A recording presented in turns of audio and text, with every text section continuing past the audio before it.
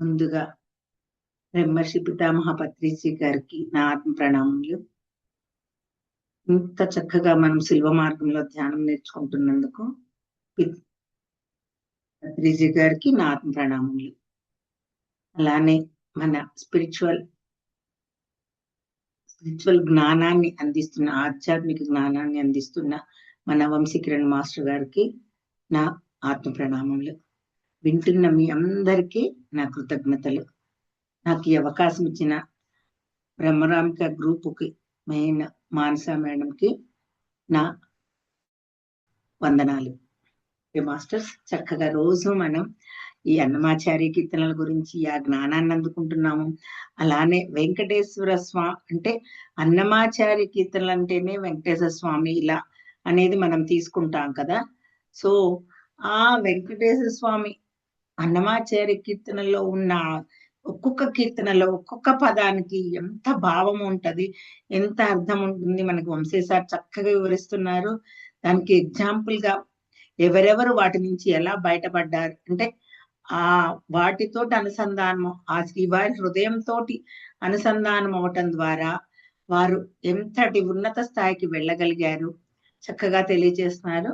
ఈ రోజు మనం శ్రీనివాస హృదయం, ధ్యాన వెంకటేశ్వరయంలో శ్రీనివాస హృదయం, ఆ హృదయంతో మనం ఎలా కనెక్ట్ అవ్వాలి, దాన్ని ఎలా గెలుచుకోవాలి, ఎవరెవరు ఆయన హృదయాన్ని దాటారు అంటే కనెక్ట్ అయ్యారు, ఆయన హృదయంలో ఎవరెవరు చోటు సంపాదించుకున్నారు, తమ భయాల నుంచి, బాధల నుంచి, కష్టాల నుంచి ఎలా బయటకు వచ్చారు.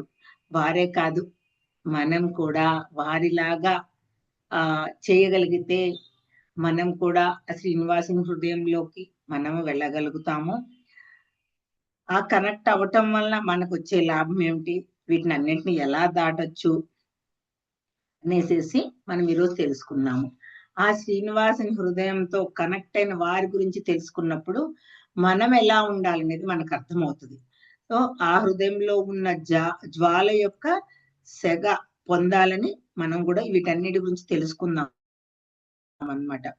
శ్రీనివాస్ తోటి ఎలా కనెక్ట్ అవ్వాలి, ఆ అనుభూతిని ఎలా పొందాలి, ఇది నిజంగా ఎవరికి వాళ్ళే పొందే అనుభూతి, అది నిజమే. కానీ అది చెప్పుకుంటాం వలన, మనము ఆ జ్ఞానాన్ని తెలుసుకోవడం వలన మనకు ఒక దారి తెలుస్తుంది. మనం కూడా ఇంత సులభంగా, ఇప్పుడు మనకు పత్రిజీ గారు ధ్యానం అంటే ఆ బుద్ధ భగవానుడు ఎన్నో ఏళ్ళు కష్టపడి తెలుసుకున్న ధ్యానాన్ని పత్రిజీ గారు కొంచెం ఇంకా చక్కగా తెలుసుకుని ఇంకా సులభ మార్గంలో మనకి అందించారు. అందుకనే ఈరోజు చూడండి, మనం చక్కగా మన ఇంట్లో కూర్చొని మనం ధ్యానం చేసుకోగలుగుతున్నాము. అలానే మన వంశీ మాస్టర్ గారు ఏంటి, కర్మ సిద్ధాంతము వాటి గురించి మనం పూర్వం ఏం తెలుసు మనకి, ఏదో కర్మ ఇట్లా ఇట్లా అనుకుంటాము. కానీ దాని గురించి కూడా మనకి సులభంగా మన కర్మలు ఎలా తొలగించుకోవాలని ఆ జ్ఞానాన్ని అందిస్తున్నప్పుడు మనం ఎంత త్వరగా నేర్చుకోగలుగుతున్నాము. అలానే ఇక్కడ శ్రీనివాసుని హృదయంతో కనెక్ట్ అవ్వాలి అని అంటే దానికి ముందు వాళ్ళందరూ ఎలా కనెక్ట్ అయ్యారు, వాళ్ళతో అనుసంధానం ఎలా అయ్యారు తెలుసుకున్నప్పుడు మనకు ఒక సులభమైన మార్గం దొరుకుతుంది అనమాట. అందుకనే ఈ కథలన్నీ తెలుసుకుంటున్నాము. అసలు మనం శ్రీనివాసంతో ఎందుకు అనుసంధానం అవ్వాలి, మన జీవితం ఎలా ఉందంటే ప్రపంచంలో అంతా భయాలు, అట్లా ఎన్నో భయాలతో మునిగిపోయింది. ఇలాంటి పరిస్థితుల్లో మనని కాపాడేది ఎవరు అంటే మన అంతర్యామి, అనగా మన అంతరాత్మ. అంతర్యామి అన్నప్పుడు వెంకటేశ్వరు అనుకోవచ్చు, కృష్ణుడు అనుకోవచ్చు, ఏదైనా అనొచ్చు. కానీ ఆ భగవంతుడి నుంచి వచ్చిన వాళ్ళం కాబట్టి మనలో కూడా అంతర్యామి ఉంటుంది. మన జీవితంలో ఆరోగ్య సమస్యలు రాని, శారీరక సమస్యలు, మానసిక సమస్యలు ఏవైనా వచ్చినప్పుడు, చుట్టుపక్కల వాళ్ళు మనల్ని బాధ పెడుతున్నప్పుడు మనల్ని కాపాడేది ఎవరు అంటే అంతర్యామి. అంతే కదా, అదందరికి మనందరికి తెలిసింది. అది అన్నమాచార్య కీర్తనలో ఉందంట. ఇలాగ చూడండి, అంటే ఒక్కొక్క కీర్తనని వివరిస్తూ దానికి రిలేటెడ్ గా ఉన్న వాళ్ళ కథల్ని దీంట్లో కలుపుతున్నారు సార్. ఆకటి వేళ అలపైన వేళ అంటే ఆకలి వేసినప్పుడు, అలసిపోయినప్పుడు ఆ శ్రీనివాసునికి కనెక్ట్ అవ్వాలి. అంటే ఆ నారాయణకి, అసలు ఆ లోపల ఉన్న అంతర్యామికి కనెక్ట్ అవ్వాలి అని తాళ్లపాక అన్నమాచార్యులు మనకి చక్కగా వివరించారు ఈ కీర్తనలో. ఎంతో ప్రతి ఒక్క కీర్తన కూడా ఆణిముత్యమే. ఒక్కొక్క దాంట్లో ఒక్కొక్క అద్భుతం ఉంది. అది మనం పట్టుకుందాము. అన్నమాచార్యులు రాసిన దాన్ని ఎంత చక్కగానో గరిమెళ్ళ ప్రసాద్ గారు, బాలకృష్ణ ప్రసాద్ గారు చక్కగా పాడేవాళ్ళటండి. అందుకని ఆయన పాదపద్మాలకు కూడా ఒకసారి నమస్కరించుకుందాం. అన్నమాచార్యులకి ఇంత మంచి కీర్తనలు అందించిన ఆ అన్నమాచార్యుల వారికి నా ఆత్మ ప్రణామాలు. వెంకటేశ్వర స్వామికి ఆయనకి నా ఆత్మ ప్రణామాలు తెలియచేసుకుంటున్నాను. సో ఎంత అద్భుతమైన కీర్తనం. మన జీవితంలో సమస్యలు వచ్చినప్పుడు, బాధలు వచ్చినప్పుడు, కష్టాలు వచ్చినప్పుడు మనం ఏం చేయాలో ఈ కీర్తనలో చక్కగా ఉంది. ముందుగా ఆకటి వేళల అలపైన వేళల తేకువ హరినామమే దిక్కు. ఇంకా మరి ఏమీ లేదు మన జీవితంలో. ఆకటి వేళల మనం అలసిపోయినప్పుడు తేకువ హరినామమే దిక్కు అంటే దీని గురించి తెలుసుకోవాలంటే ముందుగా మనకి ప్రహ్లాదుడి కథ తెలుసుకుందాం. ప్రహ్లాదుడు ఎప్పుడు నారాయణ నారాయణ అట్లా హరినామం తలుస్తూ ఉంటాడు. హిరణ్యకశిపుడికి ఏంటి అది ఇష్టం ఉండదు. హిరణ్యకశిపుడికి హరి అంటే శత్రువు కదా, సో ఇష్టం ఉండదు. అందుకని ఆయన్ని చిన్న బాలుడు ఏమీ చేయలేడు, గురుకులానికి పంపిస్తాడు, అక్కడ వాళ్ళతో మార్చలేరు, అట్లా ఎన్నో విధాలుగా చూస్తాడు. చివరికి ఏం చేస్తాడంటే నేలమాళిగ అంటే పూర్వము రాజులు జైళ్ళల్లో పెట్టేవాళ్ళు కదా, దాంట్లో భూమి లోపల ఉండేయంట. అక్కడ అంత చీకటి ప్రదేశంలో ఈ బాలుని తీసుకెళ్లి పెట్టారు. అంటే ఆ తండ్రికి కోపంతోటి కాదు, ఆ హరినామం మాట్లాడకుండా ఉండాలి అని పెట్టాడు. అదనమాట. అది తప్ప ఇంకేది లేదు. కానీ ప్రహ్లాదుడు ఏం పాడాడు? జీవము నీవే కదా, ప్రోచే భారము నీవే కదా అంటూ చక్కగా పాడుకుంటున్నాడు. భయపడటం లేదు అతను. చక్కగా పాడుకుంటూ ఉన్నాడనమాట. అప్పుడు శ్రీవారు ఏం చేశారు? వాళ్ళ అమ్మలాగా మారిపోయి అన్నం పెట్టారు. అంటే చూడండి, జైలులో చీకటి కొట్లో వేసిన తాళాలు వేసినట్లే ఉన్నాయి. కానీ శ్రీవారి లోపలికెళ్ళి ఆ ఒళ్ళో కూర్చోబెట్టుకొని పిల్లవాడిని అన్నం పెట్టాడు. ఇంకా ఏమంటాడు? ప్రహ్లాదుడు ఏం పాడతాడంటే, కనులకు వెలుగువు నీవే కాదా, కనపడు చీకటి మాయే కాదా. అంటే చూడండి, కళ్ళకి వెలుగైన ఆ శ్రీహరి ఉన్నప్పుడు ఇంకా కనపడిన చీకటంతా మాయే కదా. ఎంత అద్భుతంగా చూడండి, ఆ చిన్న పిల్లవాడు ఎంత చక్కగా, అంత ధైర్యంతోటి, అంత హృదయంలో ఆ హరినామం తప్ప నాకు ఇంకేమీ లేదు. అదే మనమైతే నా చిన్న పాముని చూస్తే అమ్మో అంటాం కానీ హరి అనము. అంటే ఇది మన భౌతికతలో ఉన్నాము. వాళ్ళలాగా మనం కూడా తయారవ్వచ్చు. అదేమంత కష్టం కాదు మాస్టర్స్. అక్కడ ఆయన అంత చక్కగా ప్రహ్లాదుడు కోరుకున్నాడు కాబట్టి వేడుకున్నాడు వినయంతో, ప్రేమతో. నిజంగా ఈ పదాలు రెండు మనం గుర్తుపెట్టుకోవాలి. ఏ పని చేసినా వినయంతో ప్రేమతోటనేది. అప్పుడు ఆ స్వామి అట్లా వచ్చేస్తాడు. అక్కడ ప్రహ్లాదుడు చెప్తాడు కదా, కనులకు వెలుగు నీవే కాదా. ఆయనే అయినప్పుడు ఎందుకు రాడు మాస్టర్స్? అందుకనే దాని పేరే తేకువ హరినామమే. అంటే పూర్తిగా ఆ హరినామంలో సంపూర్ణమైపోవాలి, లీనమైపోవాలి, వేరే ఆలోచన ఉండకూడదు. అప్పుడు వస్తాడా రాడా? మీరే ఆలోచించండి. ఎందుకు రాడు? అంటే ఇప్పుడు మనమే చూడండి, మనకి ధ్యానంలో ఈ రోజు కుదరలేదు, ఈ రోజు కుదిరింది అలా అనుకుంటాము. ఆ రోజు కుదిరిన రోజు మనకి ఎన్ని అనుభవాలు వస్తున్నాయి. మనకి వెంకటేశ్వర స్వామి స్తోత్రాలతో వీటితోటి ధ్యానం చేసినప్పుడు ఆయన ఎంత చక్కగా మనకి కనులకు కనిపిస్తున్నాడు. ఆ వెలుగును కూడా తీసుకుంటాము. కాంతి కిరణాలు వచ్చినట్లు ఒక పెద్ద వెలుతురు కనిపించింది, ఇలా చెప్తాం కదా అనుభవాలు. అంటే ఏంటి? మనం అంతగా లీనమైనప్పుడు ఆయన తప్పకుండా వస్తాడు. అప్పుడు చక్కగా వచ్చి శ్రీమన్నారాయణుడు ఆ ప్రహ్లాదుడికి అన్నం పెడతాడు. ఆకలి వేస్తుంది. చిన్న పిల్లవాడని కూడా చూడకుండా వాళ్ళు గదిలో ఆ నేలమాళిగలో బంధించేస్తారు కదా. ఒక్క నిమిషం మాస్టర్స్.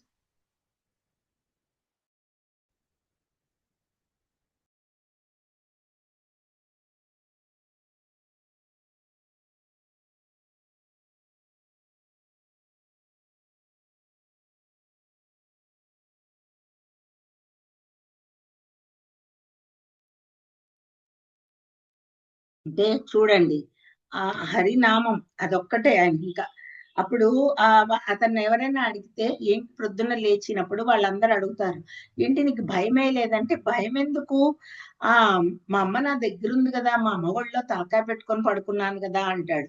ఆశ్చర్యపోతారు. ఎందుకంటే హిరణ్యకశిపుడు పక్కన లీలావతి ఉంటుంది. కానీ ఇక్కడ ఎలా ఉంది అంటే, ఆ శ్రీహరి ఆయన కోసం అమ్మ రూపంలో వచ్చాడు. అంటే మనం ఏమనుకుంటాము, శంకు చక్రాలు ధరించి, గద ధరించి, ఆయన పట్టు వస్త్రాలు కట్టుకొని అలా కౌస్తుభమాల వేసుకొని వస్తారనుకుంటాం. కాదు, ఏ రూపంలో అయినా రావచ్చు. అది మన ఊహ కూడా అందదు ఏ రూపంలో వస్తాడో.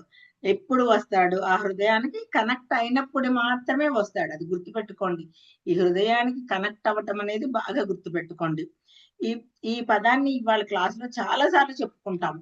ఎందుకు అంటే ఆ కనెక్ట్ అవ్వాలి అవ్వాలి అనేది అన్ని సార్లు చెప్పుకున్నప్పుడు మనకి సాధన అంటేనే చాలా సార్లు చేయటం. ఇలా ఆ కనెక్ట్ అవ్వటం అనేది మనకి ఫిక్స్ లాగా ఉండిపోతుంది మన హృదయంలో. అలా శ్రీవారి హృదయానికి అనుసంధానం అవ్వాలి. అప్పుడు అన్నీ జరుగుతాయి. ఎన్ని పూజలు చేసినా, చూడండి, నేను 108 ప్రదక్షిణాలు చేస్తాను, నీకు 108 కొబ్బరికాయలు కొడతాను, ఇవన్నీ కూడా చేస్తారు. మొక్కినా కూడా కొన్నిసార్లు జరుగుతాయి. అంటే అది కర్మ సిద్ధాంతం, దాన్ని పక్కన పెట్టేద్దాము. సో ఇక్కడ ఏంటి అంటే, నువ్వన్నీ చేసినా జరగనివి ఒక్క ధ్యానంతో ఆయన హృదయంతో కనెక్ట్ అయినప్పుడు జరుగుతాయి అని. శ్రీవారి హృదయం తోటి అనుసంధానమైనప్పుడే అన్ని జరుగుతాయి అన్నమాట. ఆకలి వేసింది, అలసిపోయి ఉన్నాడు, రాత్రంతా చీకటి కొట్లో పెట్టాడు, చిన్న పిల్లవాడు పాపం. అయినా కూడా అతను ఏం ఆలోచించాడు, శ్రీహరి శ్రీహరి అనే నామం వదలలేదు. చక్కగా పాడుకున్నాడు, నా వెలుగు నువ్వే కాదా అనేసి. అనంగానే ఆ స్వామి ఎందుకు రాడు, చక్కగా వచ్చేస్తాడు. తర్వాత ఇంకొక పాయింట్ చెప్పుకుందాం. కులము చెడిన వేళ చిరపడి ఒరులు చేజిక్కిన వేళ ఒరపైన హరినామం ఒక్కటే గతిగాక. ఇక్కడ ప్రతి చోట హరినామం హరినామం అంటున్నారు కదా. నామం అంటే గుర్తుపెట్టుకోండి, నమో నారాయణ, నమో వాసుదేవాయ ఇలా అని కాదు. అది ఆయనతోటి కనెక్షన్ అంతే. హరినామం ఒక్కటే కదంటే ఆయనతోటి అనుసంధానం ఒక్కటే అనేసి చెప్తున్నారనమాట. కులము చెడిన వేళ చెరవడి వరుల చేజిక్కిన వేళ. కులం చెడిపోయింది. ఇక్కడ వెంగమామని చూద్దాం. వెంగమామ స్టోరీలో ఏంటి, ఆమెకి వివాహం చేద్దాం అనుకుంటే ఆమె వద్దు వివాహం అంటది. అని అంటే తల్లిదండ్రులు పూర్వకాలంలో అట్లా, ఇప్పుడైనా ఒప్పుకోరు. సో అప్పుడు వాళ్ళు ఒప్పుకోకుండా ఒక ఆయనకి పెళ్లి చేస్తారు. నాకు శ్రీవారే భర్త, ఈ పెళ్లి ఈ వివాహం మీద నాకు ఏమి కాంక్ష లేదు అని చెప్పినా కూడా వాళ్ళు వినిపించుకోకుండా అదే చేస్తారు. చేసినప్పుడు ఇంకా ఆమె ఏం చేస్తుంది, సరే అనుకుంటది. భర్త చనిపోతాడు. ఆ రోజుల్లో భర్త చనిపోతే ఏం చేసేవాళ్ళండి, చిన్న పిల్లలను కూడా చూడకుండా గుండు గీయించేసేసి, పొట్టు పెట్టకుండా, తెల్ల చీర కట్టి, గాజులు తీసేసి, ఇంత ఇంత దుర్భర జీవితం గడిపేవాళ్ళు ఆ రోజుల్లో స్త్రీలు. ఈ రోజుల్లో ఎంతో మంది వాటిని మార్పులు తీసుకొచ్చి, కందుకూరి వీరేశలింగం అట్లాంటి వాళ్ళందరూ కలిపి మార్పులు తీసుకొచ్చి చక్కగా ఈ రోజు ఇంత అద్భుతంగా జీవించటానికి మనకి సహాయం చేశారనమాట. అంటే ఏంటి, అక్కడ వెంగమామ పెళ్లి చేసుకో అంటే చేస్తారు కదా, ఇంకా భర్త చనిపోతాడు. ఆ సాంప్రదాయాలన్నీ పాటించాలి. ఈమె నేను పాటించను, నా భర్త శ్రీవారైనప్పుడు నేను బొట్టు ఎందుకు తీయాలి, నేను జుట్టు ఎందుకు తీయాలి, ఇలానే అంటదనమాట. అప్పుడు ఈ రోజుల్లోనే ఎవరు ఒప్పుకున్నప్పుడు ఆ రోజుల్లో ఒప్పుకుంటారా మాస్టర్స్? అప్పుడు ఏం చేస్తుంది ఆమె, వెళ్ళిపోతుంది, ఊరు బయటకు వెళ్ళిపోతుంది. అంటే ఊళ్ళో వాళ్ళు వెలివేస్తారు. కులము చెడిన వేళ అంటే అక్కడ తప్పు పుట్టావు, నువ్వు ఈ కులంలో ఉండాల్సింది కాదు, నువ్వు వెళ్ళిపోని ఇట్లానే అంటారు కదా, కొట్టేస్తారు. అప్పుడు ఆమె ఊరు బయటకు వెళ్ళిపోతుంది. వెళ్ళిపోయి ఏం చేస్తుంది, అక్కడ ఒక పెద్ద ఆంజనేయ స్వామి గుడి ఉంటది. ఆ గుడిలో విగ్రహం వెనకాల చేరి ధ్యానం చేసుకుంటది మాస్టర్స్. అలా చేసుకుంటూ ఉంటది. అయితే ఒక రోజు అక్కడ కూడా చూస్తారు ఈమెని. చూసేసి జుట్టు పట్టుకొని లాక్కొచ్చి బయటకి ఇడ్చేస్తారు. అయినా ఆమె హరినామం వదలలేదు. ఆమె నాకు హరి ఉన్నాడు అనుకుంది. అంటే ఏంటి ఇక్కడ ఆ మామూలుగా చూడండి, నా భర్త, నా శ్రీవారు, ఈ వెంకటేశ్వర స్వామికి ఎంతమంది భార్యలు, అసలు ఇద్దరే కదా ఉంది అని అందరికీ డౌట్ వస్తుంది. ఇక్కడ భర్త అంటే నా శ్రీవారు అంటే భర్త ఒక్కటే అని కాదండి. ప్రకృతి అంటేనేమో మనందరము, పురుషుడు అంటే శ్రీవారు. సో ప్రకృతి నుంచి పురుషుడుగా అవుతాడు, పురుషుడి నుంచి ప్రకృతిగా అవుతాడు. ప్రహ్లాదుడు అప్పుడు అమ్మగా మారాడు కదా, ఆ పురుషుడి నుంచి ప్రకృతిలోకి వచ్చాడు కదా ఆ శ్రీవారు, అలా అన్నమాట. అట్లానే ఇప్పుడు మనందరం కూడా ఆ శ్రీవారికి భార్యలాగానే సొగభాగము, అందులో భాగము అని. అంటే ఆ శ్రీవారు అని అంటే భర్త అనే ఒక్కటే అర్థం కాదు. మనం అందరం కూడా భగవంతుడిలో భాగమైనప్పుడు ఆ భగవంతుడే కదా మనందరికీ కూడా, అలా అన్నమాట. అంతేకాని భార్య భర్త సంబంధం కాదు మాస్టర్స్ ఇక్కడ. శ్రీవారు అంటే పూర్ణాత్మ. దాని నుంచి వచ్చిన అంశాత్మలు, అంశాత్మ నుంచి వచ్చిన జీవాత్మలో మనం, అంటే మనందరం కూడా ఆ పూర్ణాత్మలో భాగమే కదా అన్నమాట. ఇక్కడ వెంగమామ జీవితంలో కూడా ఇదే జరుగుతుంది. కులము చెడిన వేళ కులంలో వాళ్ళందరూ వెలివేశారు. ఎంత బాధపడింది చూడండి, ఊరు బయట ఉండి అక్కడ ధ్యానం చేసుకుంది. అంటే ఒరుపైన హరినామం ఒక్కటే గతి కాక, అంటే ఏ కష్టంలో అయినా దేంట్లో అయినా ఏ సమస్యనైనా దాటాలంటే ఆ హరినామం ఒక్కటే గతి. నామం అంటే పైకి నామం, అదేంటి భౌతికంగా చేసేది. నీ అంతరంగంలో చేసినప్పుడు అది అప్పుడు అనుసంధానం అవటం అంటారు. సో అది హరినామం అంటే మనకు చెప్తారు కదా, ఏ నామము ఉచ్చరించద్దు, ఏ రూపము తలవద్దు అనేసేసి. సో అక్కడ మనం అనుసంధానమైనప్పుడు మనకు ఆటోమేటిక్ గా ఆ రూపం మనకు పరిచయమైన రూపంలో మనకు కనిపిస్తేనే కదా మనం గుర్తుపడతాము, అలా అన్నమాట. సో ఇక్కడ ఏంటంటే హరినామం ఒక్కటే ఆ శ్రీవారితో కనెక్ట్ అవటం, లయం అవటం మాస్టర్స్. అది ఒకసారి ఆమె అక్కడ ధ్యానం చేస్తుంటే చెప్పాను కదా, జుట్టు పట్టుకొని లాక్కొచ్చేస్తారని, అదంతా జరుగుతుంది.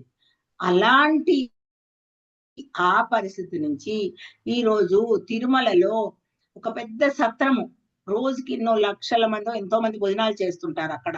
అటువంటి ఆ సత్రాన్ని, అంటే ఆ హాల్ కి, డైనింగ్ హాల్ కి వెంగమాంబ పేరు పెడతారు. అంటే ఏంటి, ఆమె ఎంతగా శ్రీవారి హృదయంతో కనెక్ట్ కాకపోతే, అందరూ దూషించిన స్త్రీ అంత ఆ పవిత్రత అంత గొప్ప ఆమెగా ఎలా అయిందయ్యా అంటే ఇదే. అంటే ఏంటి, టెంపరీగా కష్టాలు వస్తాయి. అసలు ఊహించండి ఆమె స్థాయి ఎంత గొప్పదైతే అట్లా ఉండగలిగింది ఆమె. అక్కడ మనం ఏంటి, ఓపినంత, ఓపినంత అనగా కాలం అన్నమాట, కాలాన్ని వదిలేయాలి. ఓపినంత హరినామమే. ఎంతగా అంటే ఇంకా ఇంకా ఇంకా ఓర్చుకో, ఓర్చుకో, ఓకే చేంజ్ అవుతుంది. నువ్వు ఎంతగా ఓర్చుకుంటే అంతగా చేంజ్ అవుతుంది అని చెప్తున్నారు అనమాట. సో బంగారు అక్షరాలతోటి చక్కగా అక్కడ ఆమె పేరు రాశారు కదా. చెరబడి ఒరులు చేజిక్కిన వేళ అంటే ఇక్కడ ఇంకొకటి చెప్పుకుందాం, హాదీరాం బావాజీ. అప్పట్లో హాదీరాం బావాజీ ఏంటి, ధ్యానం చేసేవారు. అక్కడ శ్రీవారిని దర్శించుకోవడానికి చాలా మంది వస్తారు కదా. వాళ్ళందరికీ ఏంటి, శ్రీవారి క్షేత్ర మహిమని, అసలు ఆ విగ్రహం అక్కడ ఎలా వెలిసింది, అక్కడ ఎంతమంది ఎలా ఉండి అనంతాళ్వారని వీళ్ళందరూ ఎలా చేశారు అనేసి అవన్నీ చక్కగా వివరిస్తూ ఉండేవాళ్ళు. అప్పుడేంటి, శ్రీవారి దర్శనానికి ఎంత మంది క్యూ ఉండేవాళ్ళు. ఇంకొక మఠం ఉండేదన్నమాట. ఆ శ్రీవారి దర్శనానికి ఎంత క్యూ ఉండేదో ఈయన మఠం దగ్గర కూడా అంతే క్యూ ఉండేది. అప్పుడు మిగిలిన మఠస్తులు వాళ్ళు ఉంటారు కదా, ఈర్ష్య అసూయలతో ఉంటారు కదా, వాళ్ళు ఏం చేస్తారు, వెంటనే అక్కడ రాజు గారికి కంప్లైంట్ ఇస్తారు. కంప్లైంట్ ఇవ్వగానే రాజు గారు ఏమంటాడంటే, సరే నువ్వు చాలా శక్తివంతుడు అంటున్నావు కదా, నీ శక్తి ఎంతో నేను పరీక్షించదలుచుకున్నాను అనేసేసి ఆయన ఏం చేస్తాడంటే, జైల్లో అంటే ఒక గదిలో బంధించేసి జైల్లో అక్కడ చాలా కట్టలు కట్టలు చెరుకు కట్టలు పడేసేసి, ఇవన్నీ నువ్వు తిను, ఎలా తింటావో నీ శ్రీవారు వచ్చి రక్షిస్తారేమో అని అంటారనమాట. సరే ఈయనవే ఆ గదిలో కూర్చొని హరినామం తలుచుకుంటూ ఉంటాడు. ఆ శ్రీవారు అక్కడికి ఏ రూపంలో వస్తాడంటే ఏనుగు రూపంలో వస్తాడు. అంటే ఏంటి మాస్టర్స్, అక్కడ ఆ శ్రీవారి హృదయంతో కనెక్ట్ అయ్యాడు. అక్కడ కూడా అక్కడ ఏనుగు రూపంలో వచ్చేస్తాడు. అంటే అప్పటి నుంచి హాదీరామ్ గారిని ఈయన ఏమంటారంటే, హాతీ అంటే ఏనుగు కదా, హాతీరామ్ బావాజీ అని పిలుస్తారట. సో అప్పటి నుంచి ఆయన మఠం ఇప్పటికీ ఉంది. వెళ్ళినప్పుడు చూడొచ్చు, అక్కడ ధ్యానం చేసుకోవచ్చు మీరు. అంటే ఏంటి, అక్కడ ఏంటి ఇంకా ఏదీ లేదు, ఆయన ఆయన హృదయంతో కనెక్ట్ అవ్వటమే. ఇలా అంటే తిరుగుతూ ఉంటుంది అనమాట మనలో. అలానే ఇంకొక పాయింట్ ఈ అన్నమాచార్య కీర్తనలో, అంటే ఇవన్నీ మనం మైండ్ లోకి ఎక్కించుకోవాలి మాస్టర్స్. ఏ పరిస్థితినైనా మనం ఎదుర్కోగలమని తెలియచేయటానికి ఇవన్నీ మనకు ఉదాహరణలుగా చూపుతున్నారు. పాపపు వేళల భయపడిన వేళల ఓపినంత హరినామం ఒక్కటే గతి కాక. మాపు దాకా పొరలిన మరి లేదు తెరగు. అంటే ఏంటి? ఇక్కడ ఏం చెప్పారు? పాపపు వేళల, భయపడిన వేళల. ఇక్కడ బీపీ నాంచారు కదా, నిన్ననే చెప్పుకున్నాం మనం చక్కగా. ఒక అద్భుతమైన మాస్టర్ శ్రీవారి ఒడిలో పడుకోగలిగింది ఆమె. చూడండి, ఇంకా ఊహించండి ఆ భావనే ఎంత, మన ఒళ్ళు ఒక తన్మయత్వంలోకి వెళ్ళిపోతాము. ఇక్కడ కూడా అంతే, ప్రకృతి పురుషుడు. ప్రకృతి అంటే మనము చెప్పుకున్నాం కదా, పురుషుడు అంటే ఆయన. ఇంకా ఆయనకున్నది ఇద్దరే భార్యలు, ఈమెను కూడా భార్య అంటారు. అది ఒక్కొక్కళ్ళు. ఇక్కడ బీబీ నాంచారి ఒక సేనాపతి కూతురు అన్నమాట. ఆయన దేవాలయాల మీద దాడి చేసి ఎన్నో విగ్రహాలను తీసుకొస్తాడు. తీసుకొచ్చేసి అన్ని రాశిగా పోస్తాడు. అంటే వాళ్ళు మేము ఇంత సంపాదించుకొచ్చామనే ఇది ఉంటది కదా, పోసినప్పుడు ఈ బీబీ నాంచారి అక్కడికి వచ్చి, ఆమె పేరు అసలు పేరు వేరుంటది, ఆమె అక్కడికి వచ్చి చూస్తుందన్నమాట. అక్కడి నుంచి ఆమెని లోపలికి పంపించేయడానికి ప్రయత్నం చేస్తారు. ఎందుకంటే మామూలు స్త్రీలనే అంతఃపురం నుంచి బయటికి రానివ్వరు. అలాంటిది ముస్లిం వాళ్ళు వీళ్ళందరూ. అంటే వాళ్ళకి ఇంకా ఘోషాలుండి ఫుల్ బుర్కాలుండి ఉంటాయి కదా. అయినా ఈమె వచ్చి అడుగుద్దనమాట, ఆ విగ్రహం నాకు నచ్చిందని. రంగనాథుని విగ్రహం అడుగుద్ది. అడిగితే ఇంకా సరే, అది ఏముందిలే విగ్రహమే కదా తీసుకెళ్ళమంటాడు. ఇంకా అప్పటి నుంచి ఆమె ఆ విగ్రహం తోటి కనెక్ట్ అవుతుంది అనమాట. అయ్యి ప్రతిదీ ఎవరన్నా తిట్టినా, ఆమెకు బాధ వచ్చినా ఆ రాత్రికి ఆయనతోటి చెప్పుకొని చక్కగా ఆయన ఒడిలో సేద తీరుతా విగ్రహం ఒడిలో తలకాయ పెట్టుకొని పడుకొని చెప్పుకుంటూ ఉంటదన్నమాట. అట్లా ఆయన హృదయానికి కనెక్ట్ అవుతుంది అనమాట.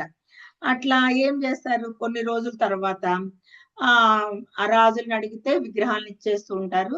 అందరూ కలిపి ఈ విగ్రహాన్ని కూడా ఇమ్మని అడిగినప్పుడు ఆ విగ్రహాన్ని కూడా తీసుకువెళ్తారు.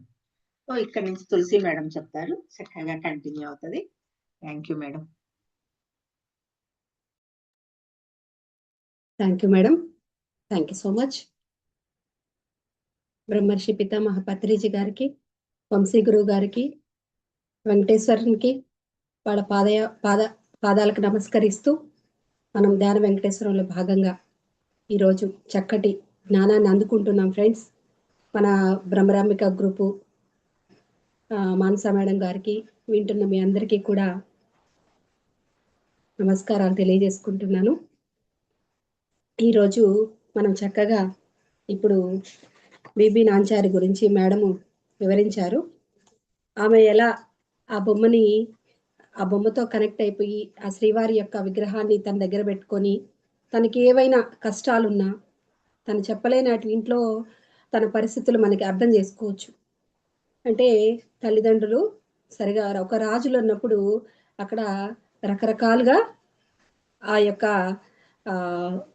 వాతావరణం ఉంటుందన్నమాట. అంటే ఎక్కువ మంది భార్యలు ఉన్నప్పుడు మిగతా పిల్లల్ని ఎలా చూసుకుంటున్నారు అనేది మనకి అనుభవమే. ఎందుకంటే మన చుట్టుపక్కల మనం గమనిస్తూ ఉంటాం.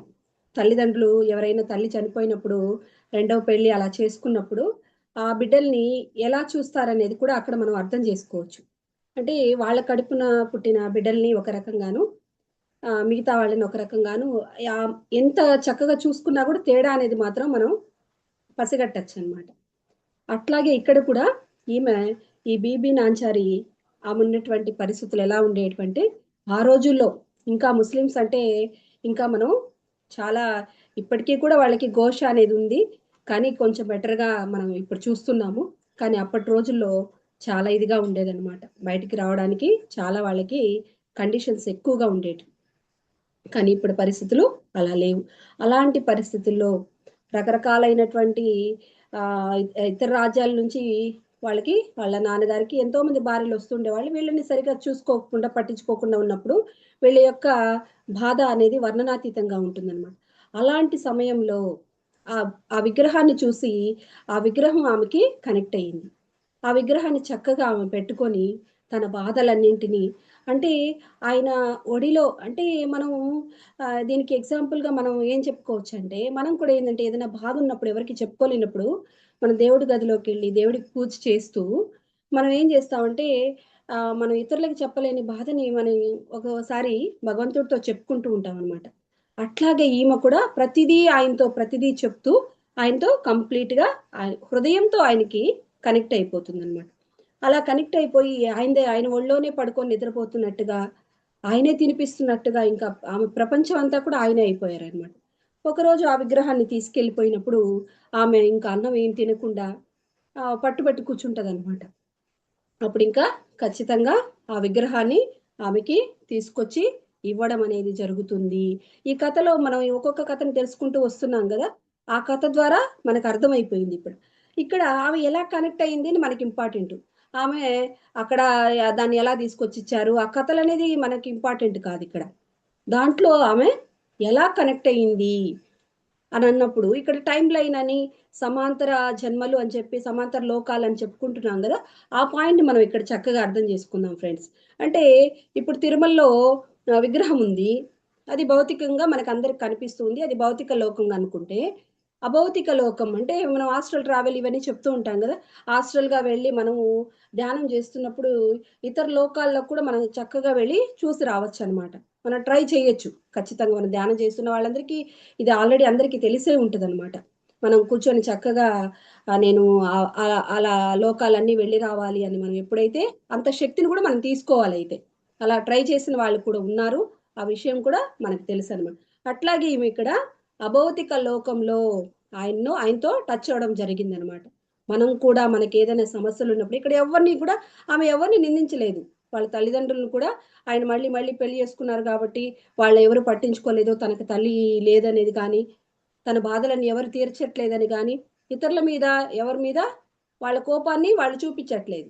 వాళ్ళు ఎంతో జ్ఞానం ఉండబట్టే వాళ్ళు ఈరోజు అంత గొప్పగా మనం ఈ రోజుటికి మనం చెప్పుకోగలుగుతాం. ఎన్నో కోట్ల సంవత్సరాల క్రితం జరిగినటువంటి విషయాల్ని మనం ఇప్పటికీ చెప్పుకుంటున్నామంటే వాళ్ళకి ఆ జ్ఞానం ఉంది. వాళ్ళకి గత జన్మల సంస్కారం వల్ల వాళ్ళకి ఆ జ్ఞానం ఉండిండొచ్చు. ఇప్పుడు మనం కూడా ఇక్కడ పట్టుకోవాల్సింది, మనం కూడా ఈ భౌతికంగా ఇందాక ప్రహ్లాదుడి పాటలో కూడా మనం అర్థం చేసుకున్నాం. ఈ కళ్ళకు కనబడేదంతా కూడా ఈ వెలుగంతా అసలైన వెలుగు కాదు, ఇది ఒక భ్రమ అనమాట. చీకటి కావచ్చు, వెలుగు కావచ్చు, కానీ మనం ఎట్లా కనెక్ట్ అవ్వాలి, మనం హృదయంతో కనెక్ట్ అయినప్పుడే మనకి ఆ వెంకటేశ్వరునితో మనం కనెక్ట్ అవ్వచ్చు అనేది ఇక్కడ మనం అర్థం చేసుకోవాలి. నెక్స్ట్, సంఖ్యల పెట్టిన వేళ చంప పిలిచిన వేళ, ఈ ఈ పాటలో మళ్ళీ మనకు వస్తుంది అనమాట. 3వ చరణంలో వస్తుంది ఇది. సంఖ్యల పెట్టిన వేళ చెంప పిలిచిన వేళ, అంకిలిగా నప్పుల వారాగిన వేళ, వెంకటేశు నామమే విడిపించ గతిగాక, మంకు బుద్ధి పొరలిన మరిలేదు తెరగు. ఈ లాస్ట్ చరణంలో ఇక్కడ మనకి సంఖ్యల పెట్టిన వేళ అని చెప్తున్నారనమాట. అంటే ఇక్కడ ఏం అర్థం చేసుకోవాలి, దీనికి ఎగ్జాంపుల్ గా మనము సంఖ్యలు పెట్టిన వేళ అంటే ఇక్కడ అన్నమాచార్యునికి ఆయన పాట రాస్తున్నప్పుడు ఆయన అంటే ఇది 2 రకాలుగా మనం చెప్పుకోవచ్చు. మనకి సినిమాలో ఒక రకంగా చూపిస్తారనమాట. ఆయన పాటలు రాయనంటే పెట్టినట్టుగా ఒక కథ ఉండొచ్చు. అంతేకాకుండా నేను ఒక యూట్యూబ్లో ఒకటి విన్న దాంట్లో ఎలా ఉందంటే, ఆయన శృంగార భరితమైనటువంటి పాటలు ఆయన రాయమన్నప్పుడు, రాయనంటే ఆ యొక్క సాల్వ రాజు అనే అతను ఆయన్ని చెరసాల్లో అంటే శృంగార సంకీర్తన రాయకపోతే సాల్వ నృసింహరాయలు అనేటటువంటి రాజు అక్కడ చెరసాల్లో పెట్టినట్టుగా అక్కడ ఒక దాంట్లో మనకి ఉందన్నమాట. అంటే అప్పుడు ఆయన ఈ పాట అంతా కూడా అక్కడ రాసినట్టుగా ఆకటి వేళ అనేటటువంటి సాంగ్ ని రాసినట్టుగా ఆ అన్నమయ్య మనవడు, ఆయన పేరు వచ్చి చిన్నన్న అనేటటువంటి ఆయన యొక్క సంకీర్తనలో అక్కడ ఆయన అంటే అన్నమాచార్య గురించి పుస్తకం రాశాడనమాట. వాళ్ళ మనవడు, అన్నమయ్య గారి మనవడు ఆయన మీద పుస్తకం రాస్తే ఆ పుస్తకంలో ఈ పాయింట్ ని మెన్షన్ చేస్తున్నారనమాట. అంటే శృంగార సంకీర్తన ఆ రాజు రాయమన్నప్పుడు ఆయన అలా నేను రాయను అని చెప్పినప్పుడు దాన్ని ఇక్కడ మనకి మనం అర్థం చేసుకోవాలి ఫ్రెండ్స్. అట్లా అన్నమాచార్యుల వారు ఎప్పుడైతే ఆ పాట రాయలేదో చెరసాల్లో బంధించినప్పుడు అయినా కూడా ఆయన ఏం బాధపడలేదు. చెరసాల్లో పెట్టినా కూడా ఆయన్ని ఆయన్ని చంపేదానికి ప్రయత్నించినా కూడా, చంపబిలిచిన వేళ అంటే చంపడానికి అక్కడ అవకాశం చేసినప్పటికీ కూడా ఆయన హరినామమే, అంటే ఇక్కడ హరినామాన్ని నాకు కష్టాలు వచ్చాయి కదా, నన్ను చెరసాల్లో పెట్టారు కదా, నేను హరినామంకి అవి చెప్పుకుంటూ ఉంటే మనకి కష్టాలు తీరిపోతాయా? కాదు. ఇక్కడ వాళ్ళు చక్కగా అర్థం చేసుకున్నారు. ఏంటి? ఇక్కడ దానికి కారణం గతంలో నేనిచ్చాను కాబట్టే ఇప్పుడు నాకు వచ్చిందనే జ్ఞానం వాళ్ళకు ఉండబట్టి, వాళ్ళు రియలైజేషన్‌లో వాళ్ళు ఉండబట్టి, వాళ్ళు చక్కగా ఏం చేశారు? వెంకట అంటే వెంకట అంటే ఇక్కడ మనకిందాక కూడా చెప్పారు మేడం. అంటే వేం అంటే పాపాలు, కట అంటే హరించువాడు. ఆ వెంకటేశ్వరుని హృదయంతో కనెక్ట్ అయ్యి వాళ్ళు చక్కగా దాని నుంచి బయటపడ్డారు. అప్పుడు ఆ సంఖ్యలు ఆయన వచ్చి విడిపించబడ్డాయన్నమాట. మనకి అన్నమయ్య సినిమాలో మాత్రం ఆ వెండి నాణేలు ఆ గుడి కట్టడానికి ఆ రామదాసు చక్కగా ఆ వెండి బిళ్ళలు అన్నీ కూడా ఆయన తీసుకొచ్చి అక్కడ ఇచ్చినట్టు, అంత డబ్బులు కూడా ఆయన ఎక్కడి నుంచి తీసుకొచ్చారు ఇదంతా కూడా అని చెప్పి రాజు ఆయన్ని చెరసాల్లో పెట్టినప్పుడు ఆయనే వచ్చి ఆ రాజుకి కళలో కనబడి నేనే అది ఇదంతా చేసిందని అన్నప్పుడు తెలిసినప్పుడు ఆయన వచ్చి ఆయన్ని విడిపించడం అనేది మనం అన్నమయ్య సినిమాలో చూస్తామన్నమాట. ఇంకొక ఎగ్జాంపుల్ కూడా మనకి ఇక్కడ చెప్పుకుందాం. తొండమాన్ చక్రవర్తి గురించి కూడా ఇక్కడ ఆల్రెడీ నిన్న రోహిణి మేడం చక్కగా మనకి తొండమాన్ చక్రవర్తి గురించి వివరించారు. ఆయన ఎన్నో జన్మలు తీసుకున్నట్టుగా జన్మలు వరుసగా నిషాదుడు అని, రంగనాథుడని, తొండమాన్ చక్రవర్తి తర్వాత లాస్ట్లో బ్రాహ్మణ సాధకుడుగా ఆయన అంటే అన్ని జన్మల్లో ఆయన ఫెయిల్ అవుతూ వచ్చాడంటే ఒక్కొక్క దాంట్లో ఒక్కొక్క విధంగా అహంకారంతో ఒకటి, కామంతో ఒకటి. ఈ తొండమాన్ చక్రవర్తి ఆయన అహంకార పూరితంగా చేస్తాడు కాబట్టి ఆయన లాస్ట్కి తెలుసుకుంటాడనమాట. అంటే శ్రీనివాసుని యొక్క శంకు చక్రాలను కూడా ఆయన తీసుకోవడం జరుగుతుందన్నమాట. అంటే ఆయనతో అంతగా కనెక్ట్ అయినటువంటి ఆయన కూడా అహంకార భరితంగా ఉన్నప్పుడు తర్వాత మళ్ళీ కిందికి పడిపోవడం అనేది జరుగుతుంది. మనలో కూడా మనం ఏదైనా సాధించినప్పుడు ఆ అహంకారానికి మనం వెళ్ళిపోయాం అనుకోండి, మళ్ళీ అట్టడుగు స్థితికి పడిపోవడం అనేది జరుగుతుంది. కాబట్టి ఇక్కడ మనం అర్థం చేసుకోవాల్సిన పాయింట్ ఏంటి? ఒకవేళ సంఖ్యలు పెట్టిన వేళ కావచ్చు, అక్కడ చంపబిలిచిన వేళ అంటే వాళ్లకు చం మరణించే స్థితి వచ్చినప్పుడు కూడా వాళ్ళు ఆ యొక్క వెంకటేశ్వరునితో హృదయంతో కనెక్ట్ అవ్వాలి అని ఇక్కడ మనం అర్థం చేసుకోవచ్చు ఫ్రెండ్స్. ఇంకా కొంతమంది అంటే ఇప్పుడు మనం లాస్ట్లో ఇక్కడ మొత్తం క్లాస్లో విన్న పాయింట్లన్నీ ఒక్కసారి గుర్తు చేసుకుంటే మనకి వచ్చేస్తుంది అనమాట. ఆకలి వేసినప్పుడు ప్రహ్లాదుడికి ఎట్లాగైతే ఆ వెంకటేశంతో కనెక్ట్ అయినప్పుడు, ఆ హృదయంతో కనెక్ట్ అయినప్పుడు, ఆ నారాయణుడితో కనెక్ట్ అయినప్పుడు వాళ్ళ తల్లి రూపంలో వచ్చి ఎలాగైతే పెట్టాడో అది ఒక ఫస్ట్ పాయింట్. అయితే కులం చెడినప్పుడు వెంగమాంబ కూడా ఆ కులంలో ఆమెని అందరూ ఎంతో నిందిస్తారు. భర్త చచ్చిపోతే ఇంకా అవన్నీ తీసేసేయాలని అవన్నీ ఏమి కూడా ఆమె పాటించలేదన్నమాట. అప్పుడున్నటువంటి సంప్రదాయాలకు అనుగుణంగా ఆమె లేదు అక్కడ. అవన్నీ ఏం అవసరం లేదు, నేను అసలు అది నాకు ఆలోచనే లేదు అని ఆమె ఆ శ్రీవారి మీదే ఉండి చక్కగా గుడి దగ్గరికి వెళ్ళి ఆమె ధ్యానం చేసుకుంటే అక్కడి నుంచి కూడా ఆమెను ఎంతో ఇబ్బంది పెట్టారు. అయినా కూడా ఈరోజు అంత గొప్పగా ఆవిడ గురించి మనం అనుకోగలుగుతున్నామంటే ఆమె యొక్క రియలైజేషను వాళ్ళు ఎంతగా ఆ శ్రీనివాసుడితో కనెక్ట్ అయ్యారనేది కూడా ఇక్కడ మనం అర్థం చేసుకోవాలి. అలాగే హాదీరాం బాబాజీ గురించి కూడా చెరసాల్లో ఆయన ఉంచి ఆయన్ని ఎంత ఇబ్బంది పెట్టినా కూడా ఆ చెరుకు గడలన్నీ కూడా తినేయాలి అని చెప్పి ఆయన కూడా ఆయన హాయిగా చెరసాల్లో ఉన్నాడు. అక్కడ ఉండి ఆయన హరే చూసుకుంటాడు, నాకేం సంబంధం లేదన్నట్టుగా ఆయన నెమ్మదిగా ఉండడం, ఆ హరి వచ్చి ఆ శ్రీహరి వచ్చి ఆ ఏనుగు రూపంలో వచ్చే వాటినన్నీ తినేయడం, అక్కడ తర్వాత వాళ్ళు తెలుసుకొని ఆయన్ని అంటే ఆ సంఖ్యలు కూడా చెరసాల్లో ఉన్నప్పుడు ఆ సంఖ్యలు కూడా అవి తెలియకుండా అవే ఊడిపోయేటటువంటి పరిస్థితి తెచ్చిన విధంగా కూడా మనం ఇక్కడ అర్థం చేసుకోవచ్చు ఫ్రెండ్స్. నెక్స్ట్ భయపడిన వేళ వచ్చి బీబీ నాంచారి గురించి కూడా మనం చక్కగా తెలుసుకుంటున్నాం.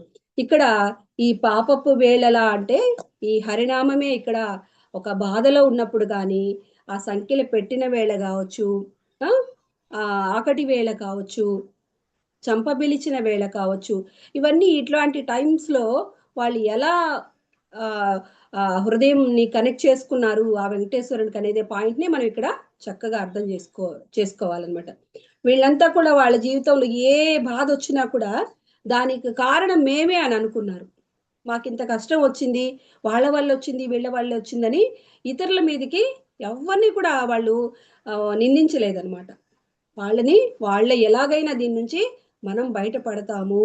మానవ ప్రయత్నాలు ఎన్నో చేస్తాం ఫ్రెండ్స్. మనకు కూడా ఏదైనా సమస్యలు వచ్చినప్పుడు మనం ఏం చేస్తాము, మానవ ప్రయత్నం చేస్తాం.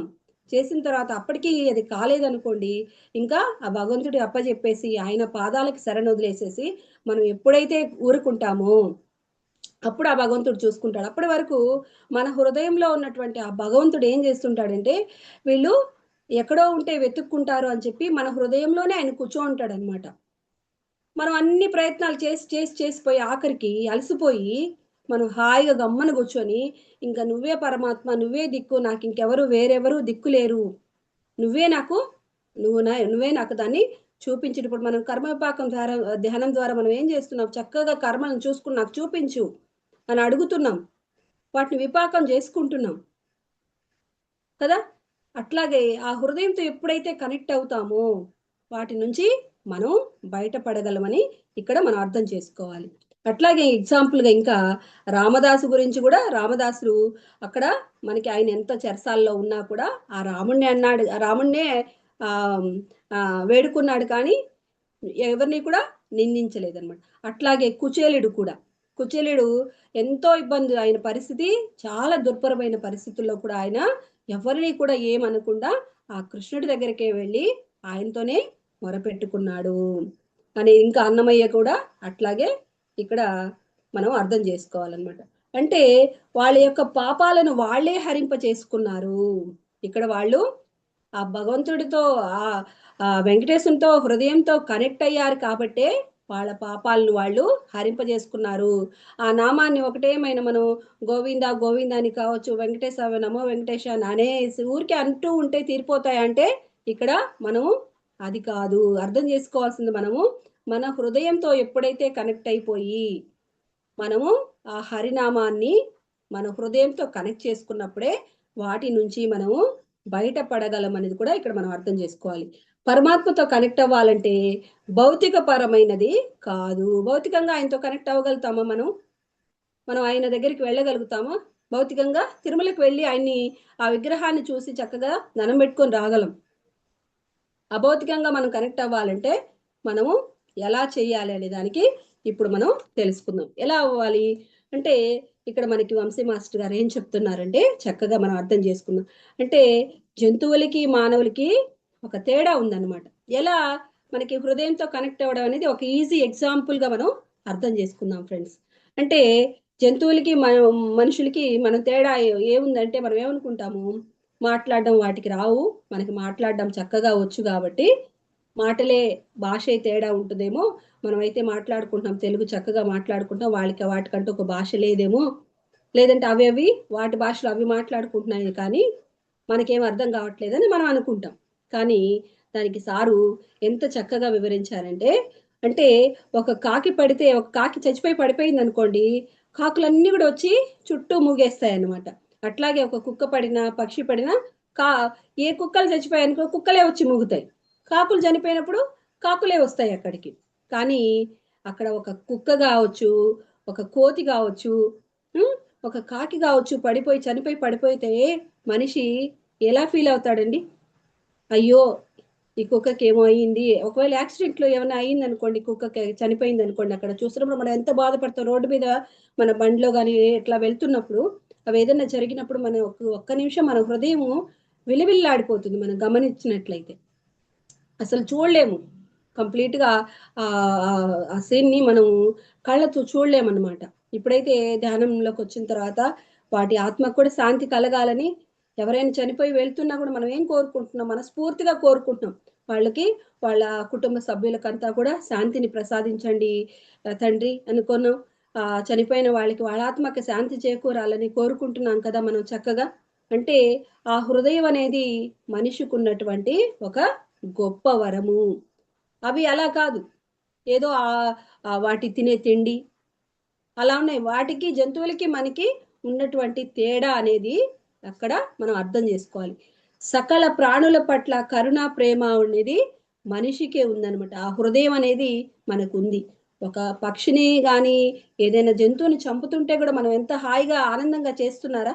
ఎవరైనా చంపేవాళ్ళు అయినా కూడా, ఇప్పుడు నాన్ వెజ్ తినేవాళ్ళు ఆ యొక్క జంతువుల్ని చంపేటప్పుడు వాళ్ళు కూడా ఎంతో బాధపడతారు. రోజు చేసే పని అయినప్పటికీ వాళ్ళకు కూడా అంత ఇష్టంగా ఏమీ అక్కడ వాళ్ళు చేయట్లేదన్నమాట.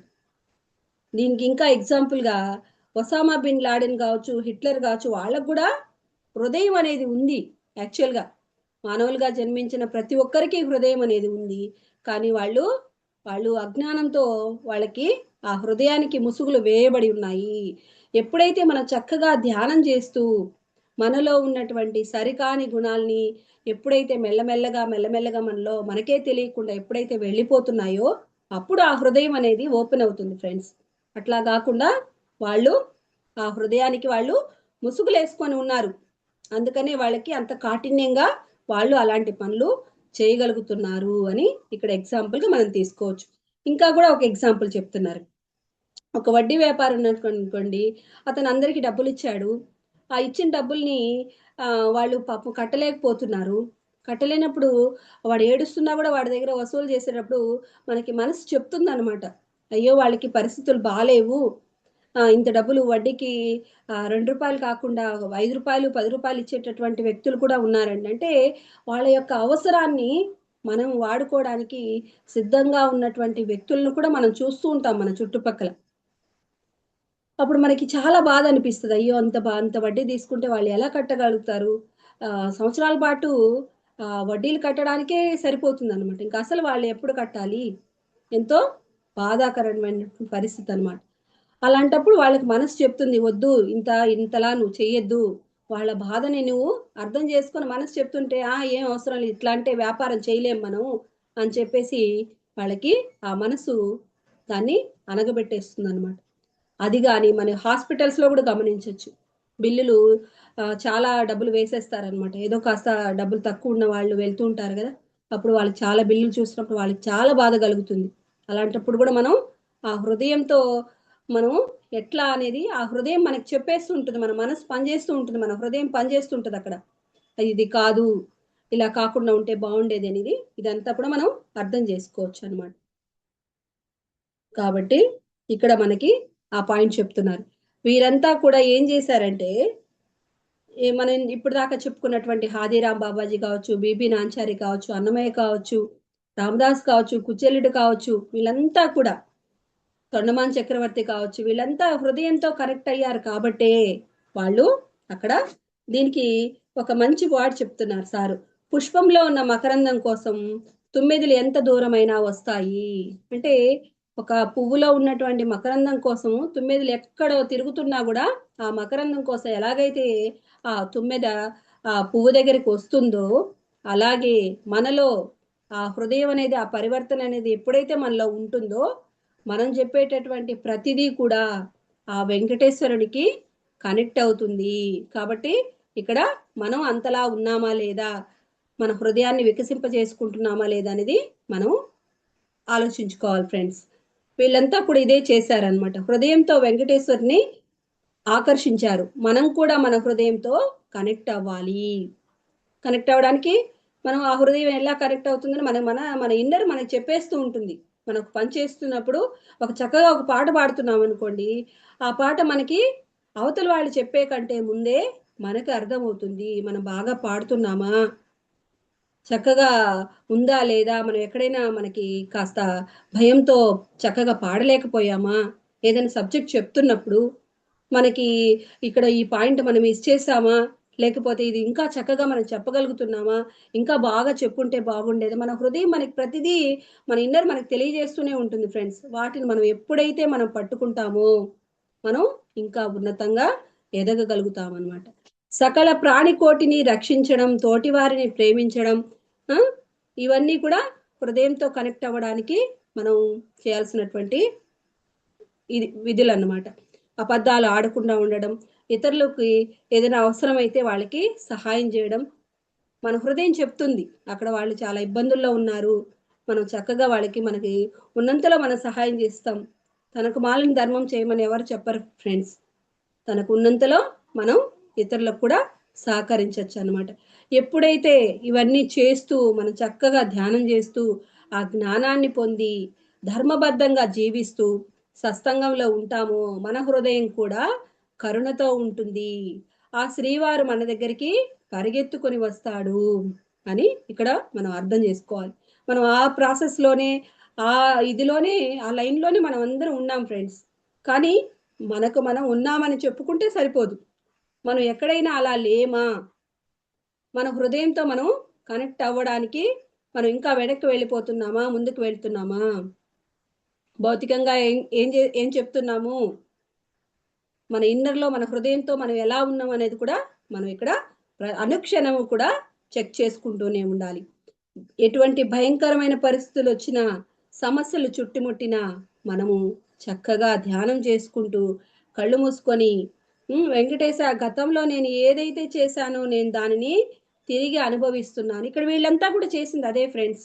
మనం ఇప్పటిదాకా ఒక 3-4 రోజులుగా చెప్పుకుంటున్నటువంటి ప్రతి కథలో, ప్రతి జ్ఞానంలో వచ్చినటువంటి పాయింట్లు ఏవంటే, ఇక్కడ వాళ్ళు ఎవరిని కూడా నిందించలేదు. ఇవంతా కూడా మేము గతంలో ఎవరికో చేస్తున్నాము అని అక్కడ మనకు వాళ్ళకి ఆ పాయింట్ మనకు చెప్పకపోయినప్పటికీ వాళ్ళు రియలైజ్ అయ్యారు అంటే, వాళ్ళ హృదయంతో వాళ్ళు కనెక్ట్ అయ్యారు అంటే ఇక్కడ మనం అర్థం చేసుకోవాల్సిన పాయింట్ అదే ఫ్రెండ్స్. ఇప్పుడు మనం కూడా ఏం చేయాలి, మనం కూడా ధ్యానం చేస్తున్నాము, ఏదో గంట ధ్యానం చేసాము అయిపోయింది అన్ని చెక్కబడిపోతాయంటే చెక్కబడిపోతాయా? అనుక్షణం మనం ప్రతి పాయింట్ని ఆచరించేద్దాం మరి. అలా చూసుకున్నప్పుడు మనం ఆ హృదయంతో మనకు కనెక్ట్ అయినప్పుడే మనం అనుకున్నవన్నీ కూడా జరుగుతాయనే పాయింట్ని మనం ఇక్కడ గుర్తుపెట్టుకోవాలి. కాబట్టి కళ్ళు మూసుకొని ధ్యానం చేస్తున్నప్పుడు గతంలో నేను ఏదైతే చేశానో నేను దాన్ని తిరిగి అనుభవిస్తున్నాను. అది శారీరకమైన బాధ కావచ్చు, మానసికంగా కావచ్చు, ఆర్థిక పరమైన బాధ కావచ్చు, ఏదైనా ఫ్రెండ్స్. ఇన్ని ఎగ్జాంపుల్గా మనకి ఇంత జ్ఞానం చెప్పారు కదా. సంఖ్యలు పెట్టిన వేళ అన్నారు, ఆకలి వేసిన వేళ అన్నారు, పాపపు వేళ, రకరకాలుగా మనకి జ్ఞానం అందించారు కదా. కాబట్టి ఆ పాపపు వేళ అనే దాన్ని ఇక్కడ దానికి మనం ఇన్ని అర్థాలు తీసుకుంటున్నాం. నేను పశ్చాత్తాపం చెందుతున్నాను, నాకు ఒక బాధ ఉంది, ఇలాంటి బాధ ఎవరికో ఇచ్చాను కాబట్టి నాకు ఈరోజు ఇలాంటి బాధ వచ్చింది. గతంలో నేను చేసుంటా ఎవరికో ఇలాంటి బాధ, లేకపోతే నాకు ఇలాంటి బాధ రాదు కదా. కాబట్టి నేను ఇప్పుడు వాళ్ళని క్షమించమని వేడుకుంటున్నాను. ఇప్పుడు నేనేం చేయలేను, అప్పుడు ఆ జన్మలో చేశాను, వాళ్ళు ఎవరో ఇప్పుడు నాకు తెలియదు, కర్మధ్యానం చేశాను చక్కగా, వాళ్ళు ఎవరో నాకు తెలిసిపోయింది. ఇప్పుడు భౌతికంగా వాళ్ళకే మనమే వెళ్ళి సారీ చెప్పక్కర్లేదు. నేను వాళ్ళకి సారీ మనస్ఫూర్తిగా ధ్యానంలో కూర్చొని హాయిగా ధ్యానం చేసుకొని వాళ్ళకి సారీ చెప్పేసుకోవడం. పశ్చాత్తాపం చెందడం మించిన ప్రాయశ్చిత్తం లేదంటారు పెద్దవాళ్ళు, చెప్తూ ఉంటారు కదా. ఆ సామెత మనకు ఎలాగూ తెలుసు. అలాగే నేను పరివర్తనతో జీవించి ఇంక నుంచి ఇలాంటి బాధ ఎవ్వరికి ఇవ్వను. నేను పరివర్తనతో ఉంటాను, నేను మార్పు చెందుతాను. నేను గతంలో ఎట్లయినా ఉండిండొచ్చు, ఇప్పుడు నేను ఇలాంటి బాధ, నేను పడినటువంటి బాధ కావచ్చు, నేను ఎవ్వరికి ఇవ్వను అని చెప్పి అది చెప్పుకోడు పరివర్తన. తర్వాత ప్రాయశ్చిత్తం, నేను సేవ చేసుకుంటాను, ప్రాయశ్చిత్తం చేసుకుంటాను. నేను దాని నుంచి బయటపడాలి కదా, నాకున్నటువంటి ఆ కర్మను నేను తొలగించుకోవాలి కదా. కాబట్టి ఈ ఈ మూడు మనకి ఆల్రెడీ మనకి తెలిసిన పాయింటే ఫ్రెండ్స్. కాబట్టి ఈ మూడు మనం ఆ కర్మ విపాకంలో మనం చక్కగా చేస్తున్నాం. మనస్ఫూర్తిగా ఎలాంటిదైనా కూడా ఇలా మనం ఎప్పుడైతే మన హృదయంతో మనం కనెక్ట్ అవుతామో మన జీవితం అద్భుతంగా మారిపోతుంది. దీనికి ఎగ్జాంపుల్ మనమే. మనం అంతా ఎక్కడో ఒక చోట అన్నీ సాధించలేకపోయి ఉండొచ్చు, చాలా వరకు కూడా ఒక 50% వరకు మనకున్నటువంటి సమస్యలను మనము అద్భుతంగా మనం డీల్ చేసుకుంటున్నాం. మనం ఇంకా ఇంకా కూడా కనెక్ట్ అవుతూ పోతే మనం కూడా ఎంతో గొప్ప వ్యక్తులుగా తయారవ్వడానికి మనకు కూడా అవకాశం ఉంది. వాళ్ళైనా హృదయంతో కనెక్ట్ అయ్యేది, మనం కూడా అవ్వచ్చు అనేటటువంటి పాయింట్ని ఇక్కడ మనం మర్చిపోకూడదు. కాబట్టి దానికి వంశీ సార్ మనకి చక్కగా పగటిపూట ధ్యానం చేయడం అనేది అవసరము. అర్ధరాత్రిలో మనం ధ్యానం చేస్తూ 32 అంటే మనం పడుకునేటప్పుడు చక్కగా ధ్యానం చేయాలి. పగలు ఎలాగో మనం ఏదో ఒక టైంలో మనం ఖచ్చితంగా మన వయసు ఎంతో అంత ఖచ్చితంగా చేయాల్సిందే. నేను రాత్రి మాత్రమే పడుకునేటప్పుడు 10 నిమిషాలు ధ్యానం చేసేసి పడుకునేస్తాను, నేను అయిపోతుందంటే కాదు ఫ్రెండ్స్. పగటి పూట కూడా ఖచ్చితంగా రోజుకు 2 సార్లు చేయాలని పత్రి సార్ కూడా మనకు చెప్పున్నారు. పగలు ఉదయాన్నే 1 గంట, సాయంత్రం 1 గంట ఖచ్చితంగా ధ్యానం చేయాలి. అప్పుడు మళ్ళీ నైట్ కూడా మనం ధ్యానం చేసి పడుకున్నప్పుడు మెలకు రావాలని కోరుకున్నప్పుడు అప్పుడు లేచి మళ్ళీ 36 బ్రెత్ కౌంట్ చేసి శ్వాసలు లెక్కబెట్టి తర్వాత మనకున్నటువంటి మనకి ఏదైతే సమస్య ఉందో మానసికమైన, ఆర్థికపరమైన, శారీరకపరమైన ఏ సమస్య అయినా కూడా, ఏదైనా క్వశ్చన్ ఉన్నా కూడా అప్పుడు మనం ఆ క్వశ్చన్ వేసుకొని మళ్ళీ 36 శ్వాసలు లెక్క పెట్టి అప్పుడు మొత్తం 72 శ్వాసలు అవుతాయి. అవి కౌంటింగ్ మిస్ అయినా పర్లేదు. మనం అదొక అలవాటుగా చేసుకున్నప్పుడు దాని మీద పట్టు వచ్చేస్తుంది మనకి. అప్పుడు చక్కగా మనకి ఆ కళల రూపంలో మనం గతంలో చేసినవి కావచ్చు, భవిష్యత్తులో రాబోయేటివి కావచ్చు, మనం ప్రాక్టికల్స్ చేయాల్సిందే ఫ్రెండ్స్. ఊరికే విన్నంత మాత్రాన ఏది కూడా మనకి పని చేయదు. వాటిని మనం ప్రాక్టికల్స్ చేయాలి. థియరీ ఒకటే వింటే సరిపోతుందా? థియరీ వస్తే చాలా ప్రాక్టికల్ అవసరం లేదా? అది కూడా మనం చేయాల్సిందే. మన కర్మల్ని మనం కడుక్కోవాలి. మన కర్మలు మనం రియలైజ్ అయితేనే ఆ వెంకటేశ్వరుడు వాటిని హరిస్తాడు. హరినామమే ఒకటే తెరగు అని చెప్పి ఇక్కడ ధైర్యంగా హరినామం చెప్పేస్తే సరిపోద్ది అనుకుంటున్నామేమో. కాదు ఫ్రెండ్స్. ఆ హృదయంతో ఆయనతో ఎప్పుడైతే కనెక్ట్ అవుతామో అప్పుడు మాత్రమే మన కర్మల్ని మనం దగ్ధం చేసుకోవచ్చు అని ఇక్కడ మనం అర్థం చేసుకోవాలి. కర్మలు అనుభవిస్తారా లేకపోతే దగ్ధం చేసుకుంటారా? చాయిస్ మనదే. ఉన్న కర్మల్ని ఏముందిలేమ్మా, నాకు ఈ పరిస్థితి వచ్చింది, ఇదంతా నా తల రాత, నేను దీన్ని భరించాలి అని భరిస్తారా? అది కూడా మీ చాయిసే. లేదు, వాటిని నేను ఎలాగైనా దగ్ధం చేసుకోవాలి, నా జీవితాన్ని నేను అద్భుతం చేసుకోవాలి అనుకుంటారా? ఖచ్చితంగా ఆ హృదయంతో ఆ వెంకటేశ్వరునికి కనెక్ట్ అవ్వాల్సింది. ఇక నుంచి ప్రేమగా ఉంటాను, హింస చేయను, ఇక నుంచి సేవ చేస్తాను. మనం హృదయంతో ఈజీగా కనెక్ట్ అవ్వాలంటే ఎట్లా కనెక్ట్ అవుతాం ఫ్రెండ్స్? మనం చంపి జంతువుల్ని తిన్నప్పుడు మనకు అంత హృదయం కనెక్ట్ అవుతుందా? అంత ప్రేమతో, అంత కరుణతో, అంత దయతో మనం లేనప్పుడు మనము కనెక్ట్ అవ్వలేము. అది కూడా ఆ పాయింట్ కూడా మనం గుర్తుంచుకోవాలి. ఇక్కడ ఇంకొక ఎగ్జాంపుల్ కూడా చెప్తున్నారు సారు. అంటే రాముడు సీత లేని సమయంలో సీతని రావణాసురుడు తీసుకెళ్లిపోయినప్పుడు ఆయన కూడా ఎంతో బాధను అనుభవించాడు. అలాంటి సమయంలో ఆంజనేయుడు ఏం చేశాడు? చక్కగా ఆ సుగ్రీవుని గురించి చెప్పి ఆయన కూడా అలా ఉన్నాడు, ఆ బాధలో ఉన్న వాళ్ళకి హెల్ప్ చేస్తే మనకు కూడా మన బాధ కూడా తీరుతుంది అనేటటువంటి అక్కడ ఆయనకి ఒక జ్ఞాన వీచిక అక్కడ ఇవ్వడం జరిగిందనమాట. అలా ఎప్పుడైతే చేశాడో అప్పుడు వాలిని సంహరించి సుగ్రీవుడికి హెల్ప్ చేయడం, సుగ్రీవుడి యొక్క సహాయంతో అక్కడ మన కథ ఏదైనా కావచ్చు ఫ్రెండ్స్.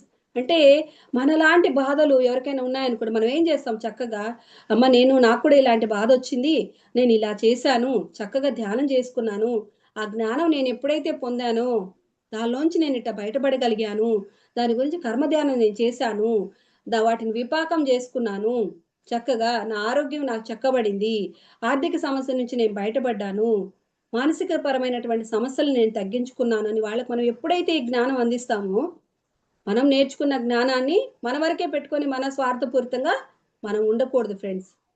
మనం కరుణతో, ఆ దయతో, ప్రేమతో, ఆ హృదయంతో ఎప్పుడైతే మనం వికసింపజేసుకుంటూ ఉంటామో అప్పుడు ఆ వెంకటేశ్వరునితో మనం కనెక్ట్ అవ్వడం అనేది జరుగుతుంది. ఇదే లా ఆఫ్ కర్మ అని కూడా ఇక్కడ మనం అర్థం చేసుకోవచ్చు. సేవ చేయాలి కానీ దేవునికి లంచం ఇవ్వరాదు. రియలైజేషన్ ఎప్పుడైతే మనలో ఉంటుందో, మనం ఏదైనా పిల్లలు ఇంట్లో డబ్బులు తీసేసారనుకోండి, డబ్బులు తీసేసుకున్నారు వాళ్ళు, మనం అడిగితే ఫస్ట్ చెప్పలేదు, తర్వాత గట్టిగా గద్దించేసరికి చెప్పేశారు అనుకోండి, అమ్మ నాకు తెలియకుండా తీసుకున్నానమ్మా, నేను ఇంకోసారి తీసుకోనంటే మనం ఏం చేస్తాం? వాళ్ళని కొడతామా? వాళ్ళు ఎంతకీ చెప్పకపోతే అన్నా కొట్టే వాళ్ళు ఉంటారేమో కానీ, వాళ్ళు అయ్యో నాకు తెలియకుండా తీసేసుకున్నానమ్మా, అయిపోయాయి, నేను ఖర్చు పెట్టేసేసానంటే ఇలా ఇంకోసారి చేయకూడదు నాన్న అని చెప్పి మనం చెప్తామా లేదా? మనం ఏ జన్మలోనో ఎప్పుడో పాపాలు చేశాము, ఇప్పుడు మనం తెలుసుకుంటున్నాము, ఇంకా నేను చెయ్యను అని అన్నప్పుడు ఆ భగవంతుడు మాత్రం మనల్ని క్షమించడా చెప్పండి? కాబట్టి మనం కూడా మన హృదయంతో మనం వికసింపజేసుకొని ఆ శ్రీనివాసునితో కనెక్ట్ అవ్వాలి. ఆ అదే వెంకటేశు నామమే విడిపించ గతిగాక. అంటే ఇక్కడ వాళ్ళ వాస్తవానికి వాళ్లే కారణం, ఎవరి వాస్తవానికి వాళ్లే కారణం అని వాళ్ళు అలా చేశారు కాబట్టే వాళ్ళు అంత గొప్ప వ్యక్తులుగా ఈరోజు ఇక్కడ పూజింపబడుతూ ఉన్నారు. ఆ తిరుమల చుట్టూ ఎంతమంది కథలను ఎంతమంది నుంచి మనం ఈరోజు జ్ఞానం అందుకున్నాం ఫ్రెండ్స్. ఈ రోజుటి వరకు కూడా చక్కగా ప్రతిరోజు ఒక్కొక్కళ్ళ గురించి చెప్పుకుంటే ఎంత జ్ఞానాన్ని మనం తీసుకున్నామంటే, ఇంత అద్భుతమైన జ్ఞానాన్ని మనకు అందించినటువంటి వంశీకిరణ్ గురువు గారికి హృదయపూర్వకంగా, అంటే ఆ పాటల యొక్క అర్థాన్ని జ్ఞాన కోణంలో ఎంత అద్భుతంగా ఉంది. కథ ఏదైనా కావచ్చు. ఇప్పుడు మన కథలు వినడం ద్వారా పలానా చోట ఇలా జరిగిందని తెలుసు. కానీ వాళ్ళు అద్భుతంగా ఆ హృదయంతో ఎలా కనెక్ట్ అయ్యి ఆ వెంకటేశ్వరునితో కనెక్ట్ అయ్యారు. ఆ తిరుమలకి వెళ్ళినప్పుడు మనం ఏం చూడాలి, ఏదో వెళ్తాం, మొక్కుబడిగా వెళ్తాము, అక్కడంతా పరుగులుగా వెళ్ళడం, పరుగు అన్ని చూసుకోవడం అలా చేస్తున్నాం. కానీ అక్కడికంతా ఇక్కడ ఇన్ని పాయింట్లు వచ్చాయి మనకి. ఇంతమంది అనంత ఆళ్వారు కావచ్చు, ఎంతమంది గురించి, తొండమాన్ చక్రవర్తి, ఎంతమంది గురించి, బీబీ నాంచారమ్మ, ఎంతమంది గురించి మనం జ్ఞానం తీసుకున్నాం ఫ్రెండ్స్ కదా. చాలా సార్కి హృదయపూర్వకంగా ధన్యవాదాలు తెలియజేసుకుందాం. ఈ అవకాశం ఇచ్చినందుకు మానస మేడం గారికి, వింటున్న మీ అందరికీ నాతో సహా హృదయపూర్వకంగా thank you friends. Thank you so much.